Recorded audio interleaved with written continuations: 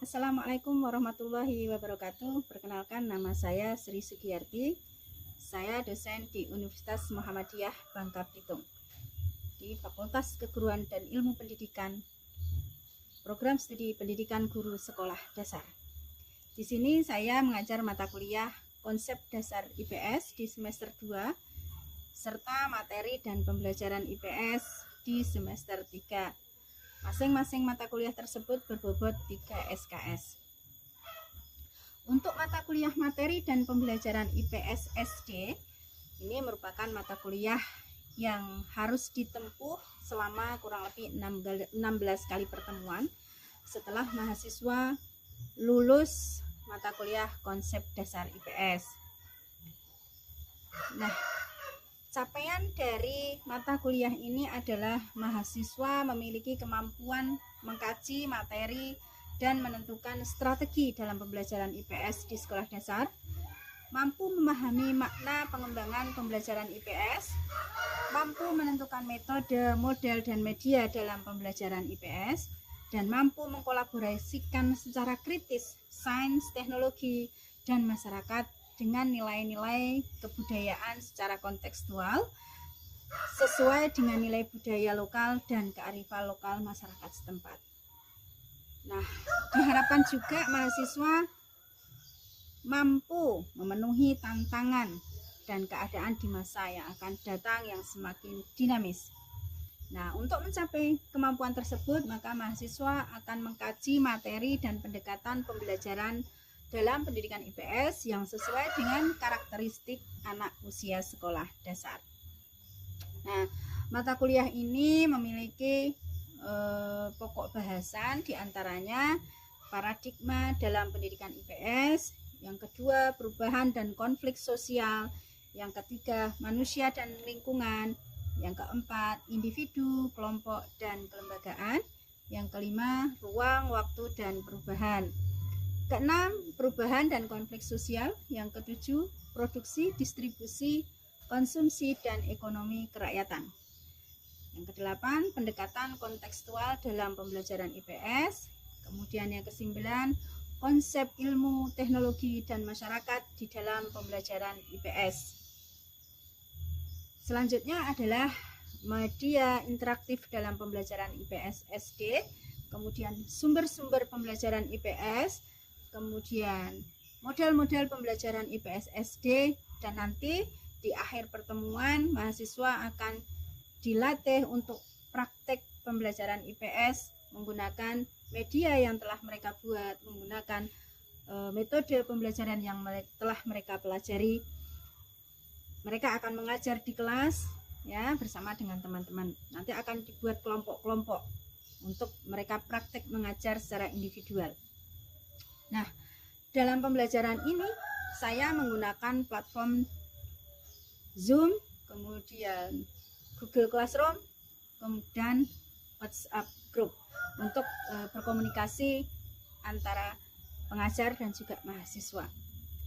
Nah, sementara di dalam menyampaikan materi, saya menggunakan metode DIA, yaitu Delivery, Interaction, dan Assessment.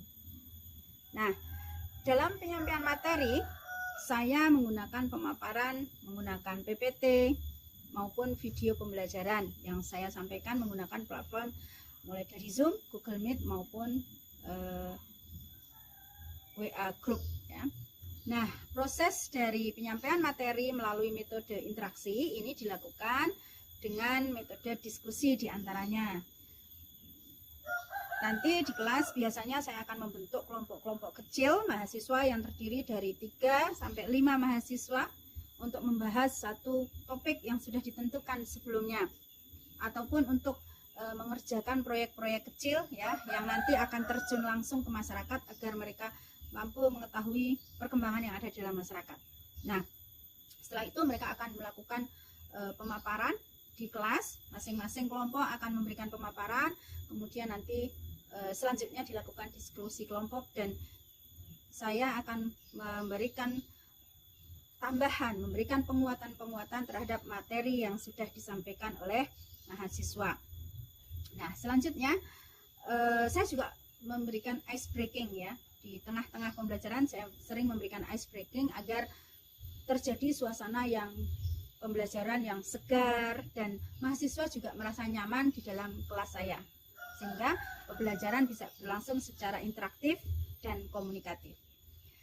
Selanjutnya, setelah selesai pembelajaran, asesmen yang saya lakukan ini dengan ketentuan 10% adalah penilaian kehadiran, kemudian 25% adalah penilaian tugas, 25%-nya UTS, dan 40%-nya adalah ujian akhir semester.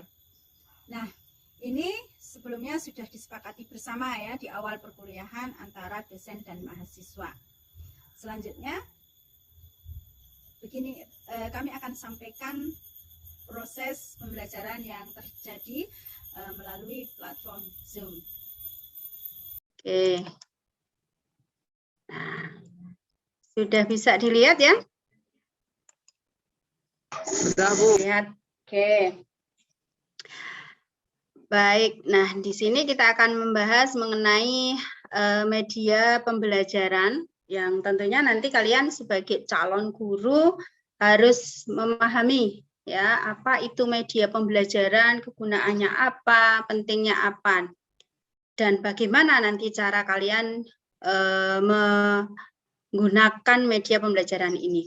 Cuman sebelumnya Ibu akan share screen sebuah gambar.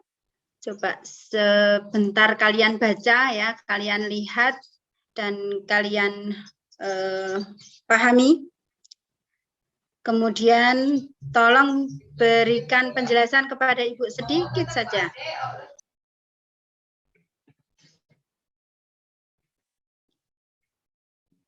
Halo? Oke. Iya, Bu. Ya. Menurut saya sendiri, gambar ini menjelaskan tentang kemampuan atau pengalaman belajar dari seorang siswa itu berbeda-beda. Cara mereka mendapatkan atau cara mereka menangkap hasil belajar itu berbeda-beda.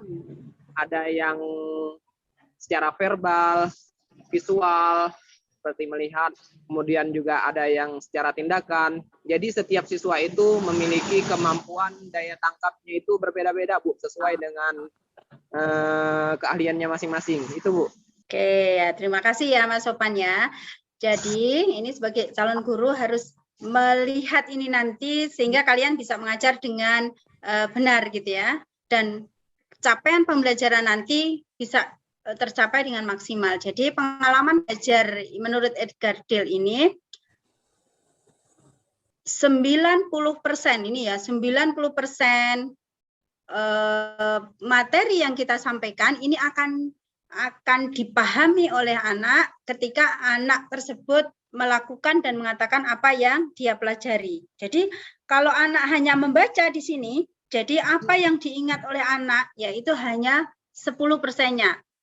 Jadi kalau sudah membaca, mendengar, membaca dan mendengar, ini semakin keterampilannya akan semakin tinggi. Nah, jadi ini harus diingat nanti untuk menentukan media apa atau metode apa yang akan kita lakukan ketika kita mengajar ya.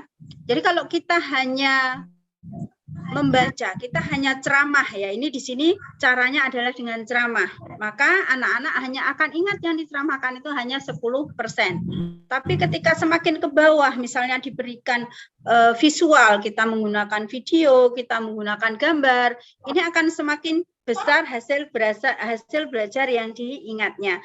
Demikian juga apalagi kalau anak-anak langsung praktek ya, maka ini kemampuan yang diingatnya akan lebih besar lagi. Nah, selanjutnya kita lihat lagi satu piramida lagi yaitu daya serap dari pembelajaran ya. Nah, di sini hampir sama tadi ya, ini bagaimana di sini guru. Ini yang di atas garis merah ini adalah guru menggunakan metode yang pasif ya. Dia hanya ceramah, kemudian mendengar anak-anak tadi, kemudian misalnya menyetel video gitu dan demonstrasi, maka daya serapnya juga kecil. Di sini paling besar demonstrasi adalah 30%. Nah, tetapi ketika guru menggunakan metode yang melibatkan langsung siswanya, maka daya serap dari siswa akan semakin besar. Maka metode yang harus kita gunakan dalam pembelajaran adalah metode-metode yang sifatnya mengajak siswa. Jadi di sini pendekatannya adalah student center. Siswa harus menjadi subjek daripada pembelajaran itu sendiri, ya. Nah, apa itu? Salah satunya adalah dengan menggunakan media pembelajaran. Guru yang menggunakan media pembelajaran ini akan lebih materi yang disampaikan oleh guru akan lebih diterima, ya. Nah, nanti kemudian di sini ada metode, ya, dan alat bantu atau media pembelajaran yang hari ini akan kita bahas. Apa itu alat bantu pembelajaran? Yaitu benda yang nyata yang digunakan untuk memperlancar proses pembelajaran agar materi yang diajarkan lebih mudah sampai kepada peserta didik. Sehingga apa? Sehingga tadi daya serap dari materi yang kita berikan kepada siswa itu lebih tinggi lagi ketika menggunakan media pembelajaran. Apalagi kalau sampai nanti dengan melalui media tersebut siswa bisa praktek. Nah, ini proses pembelajarannya akan sangat daya serapnya akan sangat baik sekali. Nah, media itu sendiri berasal dari bahasa Latin, ya, berasal dari bentuk jamak medium. Artinya apa? Perantara. Perantara yaitu perantara pesan, ya. Sebenarnya kita mengajar itu kita sedang menyampaikan pesan. Nah, ini pesan kepada penerima media, ya. Alat peraga pada dasarnya sama dengan media pembelajaran, dan ini bagian yang sangat penting dalam pembelajaran. Sementara menurut Gagner, ya, media itu adalah berbagai jenis siswa yang dapat merangsang untuk belajar. Hal yang hampir sama juga dipaparkan oleh Briggs, ya, yaitu apa? Segala alat fisik yang dapat menyajikan pesan serta merangsang siswa untuk belajarnya. Anda juga sebagai seorang guru ini penting untuk memahami, ya, kenapa sih kita perlu menggunakan media pembelajaran. Oke.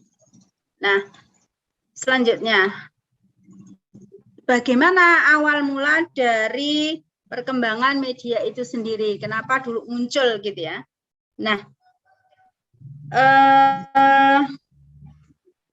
media sebagai alat bantu mengajar, ya, ini bersifat visual, bisa gambar, model, alat-alat yang dapat memberikan pengalaman konkret, ya, dan mampu memotivasi belajar dan mempertinggi daya serap.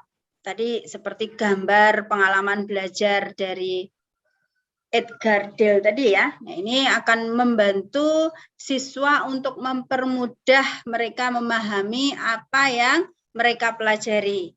Nah, dan nanti kalian, ya, untuk menentukan, ya, menentukan media apa yang paling tepat akan kita gunakan. Nah, AFA itu alat bantu dalam pembelajaran, ya. Nah, ini sehingga apa? Sehingga tujuan dari pembelajaran yang kita tetapkan ini bisa tercapai secara maksimal. Dikatakan bahwa proses belajar mengajar ini sebagai proses komunikasi. Nah, apa itu proses komunikasi? Proses komunikasi itu terjadinya apa? Penyampaian pesan dari sumber belajar. Sumber belajar itu siapa?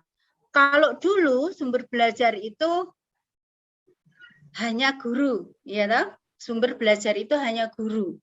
Di zaman Ibu masih belajar di SD, satu-satunya sumber belajar adalah guru. Tetapi sekarang dengan dengan perkembangan zaman yang sudah semakin canggih, sekarang sumber belajar bisa kita dapatkan dari mana saja. Nah, maka terjadilah proses penyampaian pesan dari sumber belajar itu atau dari guru kepada penerima pesan. Yaitu siapa dalam hal ini? Dalam hal ini adalah siswa, ya, siswa didik kita.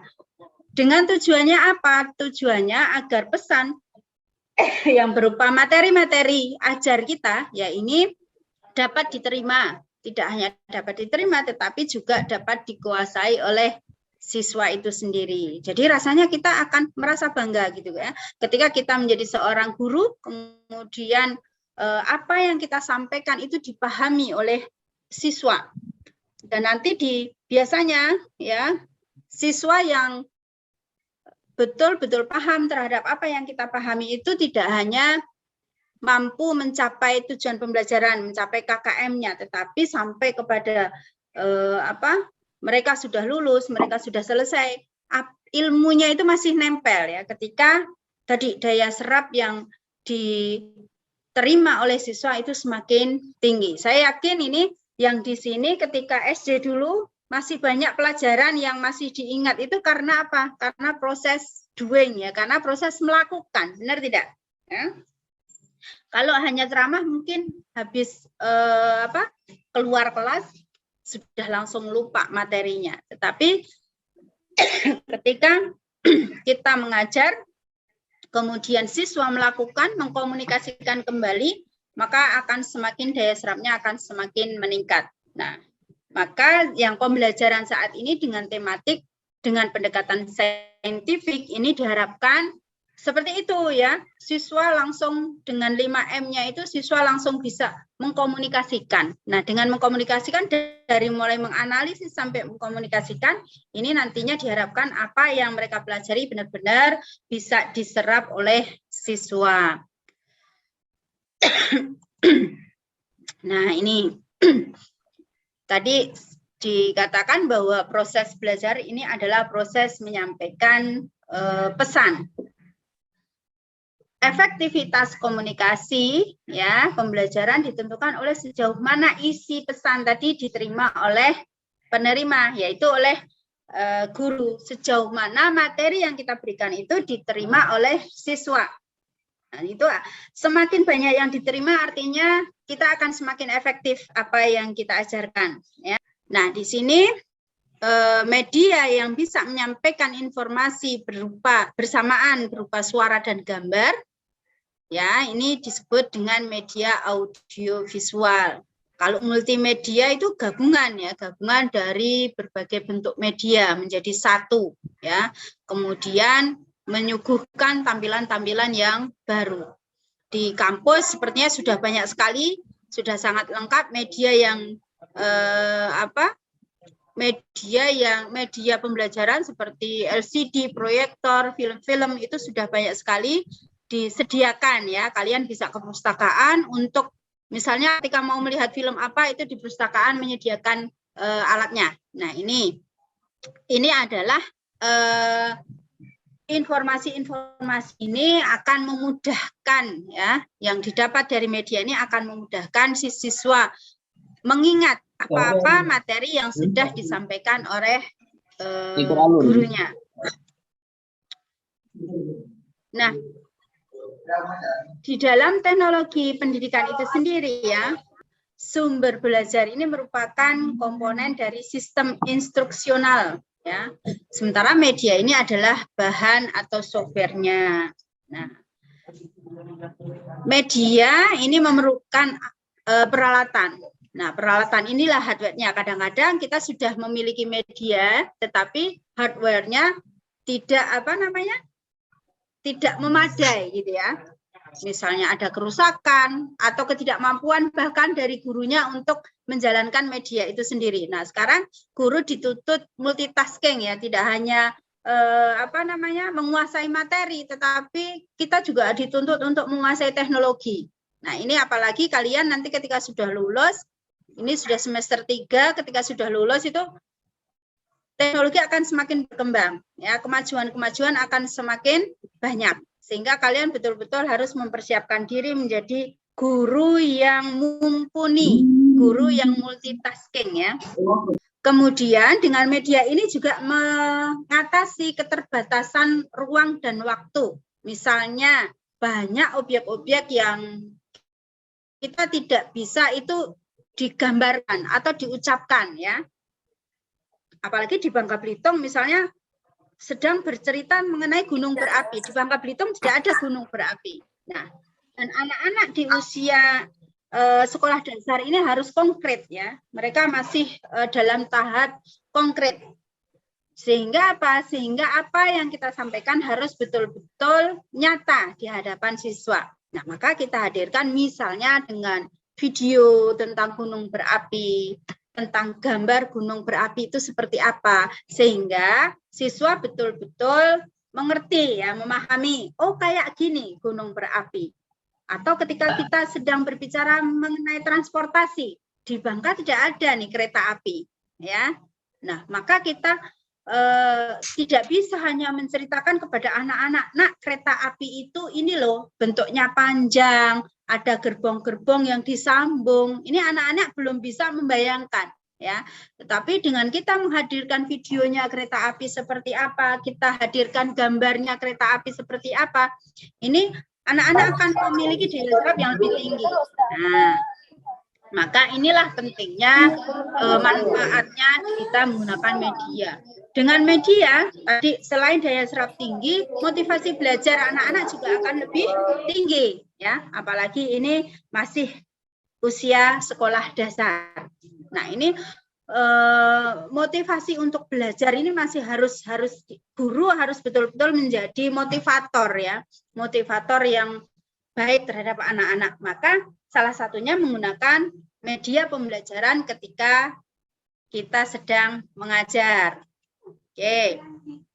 Nah, ini kelebihan dan kekurangan daripada media pembelajaran ya. Oke, sebelum sampai sini, sebelum Ibu lanjutkan, mungkin ada pertanyaan? Ada yang mau bertanya, tidak?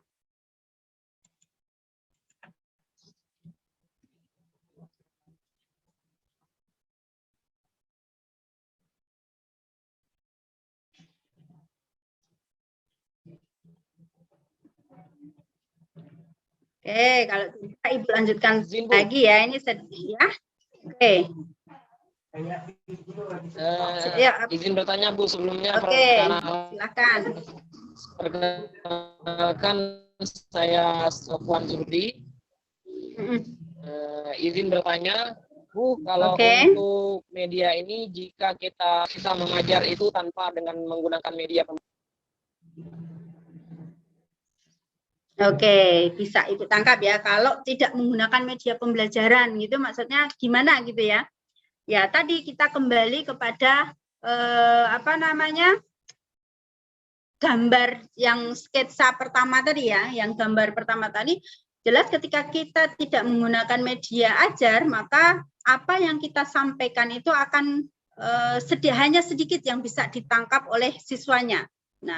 Nah, itu tadi dari rangkaian makna dari manfaat juga kegunaan dari media pembelajaran. Selanjutnya, ini kelebihan dari media pembelajaran ini banyak sekali. Ini akan semakin memotivasi kita untuk betul-betul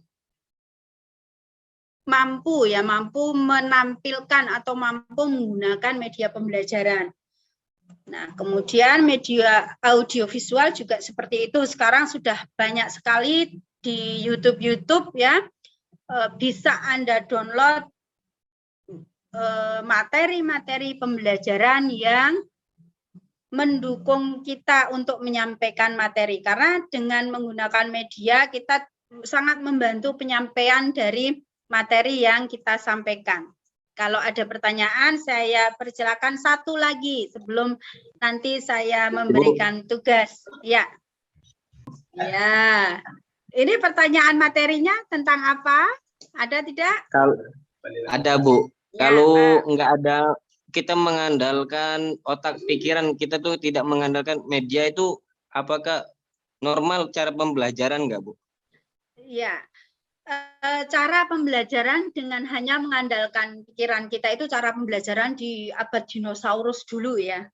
Nah, itu kita harusnya sudah beralih karena tidak setiap anak mampu memiliki ingatan yang kuat. ya. Tidak setiap anak mampu memahami dengan baik. Oke, bisa dipahami semuanya? Sabu.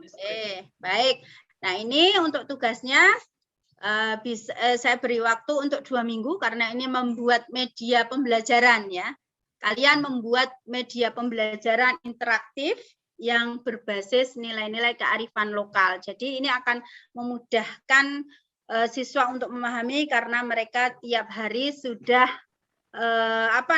bergaul dengan akrab ya. Misalnya kalian galilah nilai-nilai lokal di lingkungan kalian masing-masing, terus itu nanti dijadikan media pembelajaran IPS. Nah, nanti kita diskusikan di pertemuan 2 minggu lagi ya. Kalian renungkan dulu kira-kira medianya apa, kearifan lokal apa yang bisa digunakan dalam pembelajaran IPS. Nah, minggu depan kita akan bertemu, kita akan bahas mengenai sumber-sumber pembelajaran IPS di sekitar kita. Ya. Baik, jadi inti dari materi hari ini adalah mengenai pentingnya media pembelajaran dalam memberikan atau membantu kita sebagai guru menyampaikan materi-materi.